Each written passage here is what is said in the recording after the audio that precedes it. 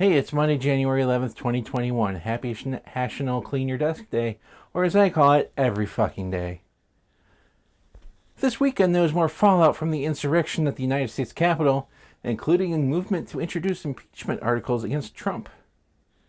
Sometimes a political event happens that is so big that those of us at the News at Gen HQ can't ignore it, even if we really want to.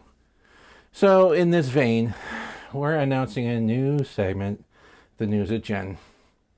Impeachment, Chapter 2, Doing Our Duty.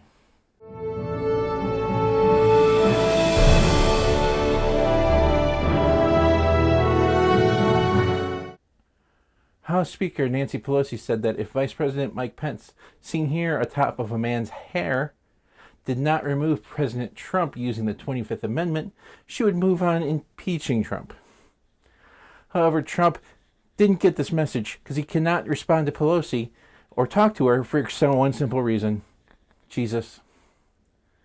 A spokesman for Mr. Pence said the Vice President recently learned that he cannot speak to powerful women on the phone because power is too sexy. The charges in the impeachment resolution include incitement of insurrection. A spokesman for President Trump said nothing because that was kind of fucking obvious.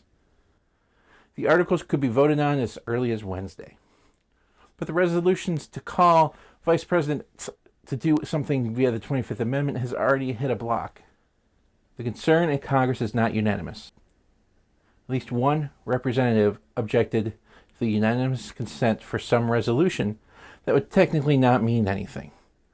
One of those reps is Representative Alex Mooney, pictured here with the child in what he calls a prop.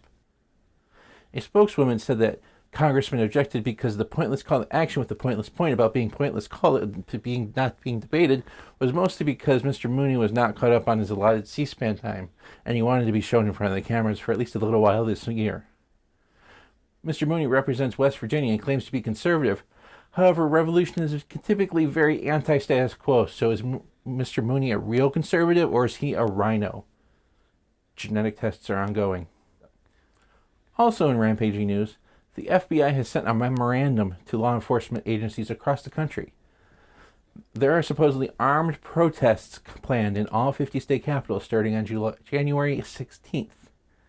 If you're in one of these cities, be very careful, and if someone suspicious asks you for the directions, give them directions to the nearest Superfund site. There's probably one nearby.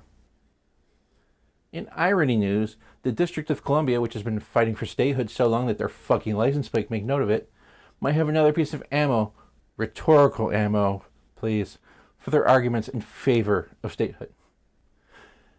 The recent incident at the Capitol highlighted the fact that Maryland had to wait for permission to mobilize and send in the National Guard to D.C. Permission from who, you're asking? The president. If D.C. was a state, that wouldn't have been needed, so...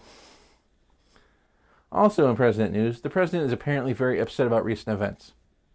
Most especially about the loss of a PGA championship from his Bedminster golf course.